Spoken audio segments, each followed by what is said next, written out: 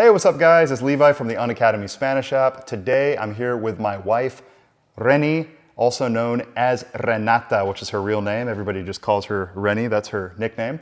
She's originally from northern Mexico. Today I'm just gonna have a quick conversation with her, just getting some of her thoughts on learning Spanish from a Mexican's perspective. So I teach a lot of classes where I'm talking about the gringo perspective. Let's get the Mexican's perspective really quickly here. She's not a teacher though, so she'll have a different opinion, I think, than a lot of other people online would have. So, in your opinion, what do you think is the number one thing that not just gringos, not just Americans, but just anybody who's trying to become fluent in Spanish, what do you think they should be doing more of? Consistency, practicing more. Okay. Like every single day type of thing? Every single day has to be a daily thing. Okay. I agree. So I'm always preaching in my classes like daily listening. Daily listening, yes. Right. Even if you can't speak every day, daily listening. Even in music. Music as well. Yeah, Okay. you're going to start picking it up. That's true, because you get songs that you're really into and you repeat those songs over and over again. You learn the lyrics to the songs, Exactly. right? Right. Cool. What was your experience, because you speak really good English, your accent's really good, you have a big vocabulary, and obviously you're using your English on a professional level now as a doctor. So what are some things that you did to become fluent in English? Oh, well, I learned when I was really young in school, and half of my classes were in English. Uh-huh. So you were learning things that you needed to learn that were important to you, but it was taught in English. Okay. So I think that's a good lesson though to understand, is like to be doing things, not just doing like grammar drills and things like that and vocabulary lists, but doing things that are important to you and interesting to you in the language, right?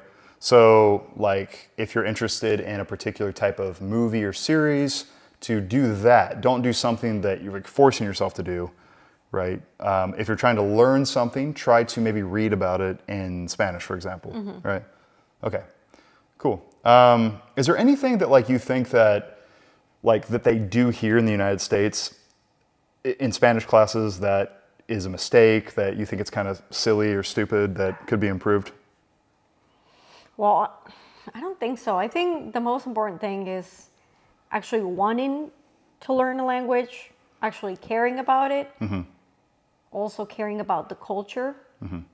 That's true. Because I would listen, when I lived in Mexico, I would listen to the radio. Because it was before a lot of the podcasts and all of this didn't exist. It wasn't that easy to get access to that stuff, it didn't exist in 2010, 12. So Yeah. I would listen to the radio American stations. And that way I would listen to people speaking in English while I was driving, and not just your typical TV. True, that's but true. now we have podcasts, audiobooks, Streaming services. so it's way easier than what it was.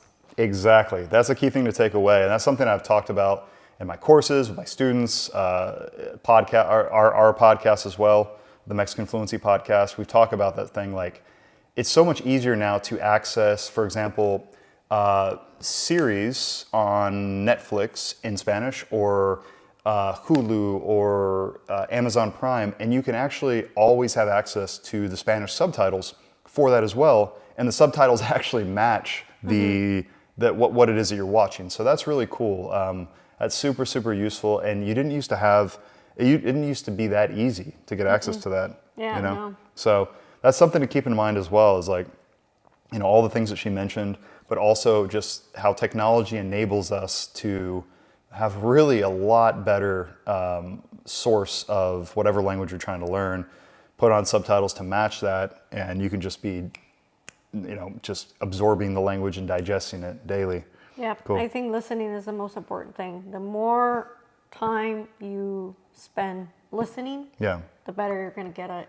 Yeah, for sure. And definitely, like, my whole thing with listening is the earlier you can start, the younger you can start, the better you're going to be, because it enables you, because whenever you're learning to speak a language, all it is you're really just learning to mimic people who already know how to do it. Like if it's your parents when you're a baby, you're just essentially just learning to mimic them, and you're mimicking their pronunciation, their vocabulary, their everything, their nuances, like how they, how they express themselves. So yeah, at the end of the day, that's what it's all about. Yeah, but it's all about practice. Practice, practice, practice. Okay, daily. If you take nothing else away from this video, take that away. The consistency is very, very important.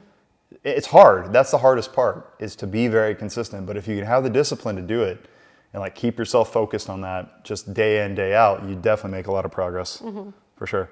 Well, cool. Is there anything else you can like think of, like any other tips or pieces of advice or just anything that worked for you with your English that you would say to take into consideration? I don't think so. I think just that. Listen to podcasts, listen to conversations between people, and that is what's going to help the most. The last thing you said too that was really important is like getting into the culture. Like you said something about that, I think. Like actually caring. So like I think that's actually a good thing, is like if you're trying to learn a language and you actually don't like or care about the culture, you're not into the country itself, like you're like, I wouldn't even really go there, then the truth is you're probably not really going to learn that language well. But if you're like motivated, like I've always been motivated to like check out countries in Latin America, like Mexico, Colombia, Argentina. There's a lot of other ones that I want to go to. So that to me is just attractive and interesting. So that helps a lot with my Spanish, right? So, because I always am like wanting to improve for a reason. So yeah, there has to be something that is motivating you enough to learn this language. True. Or you're going to put so much time, energy, and effort. True.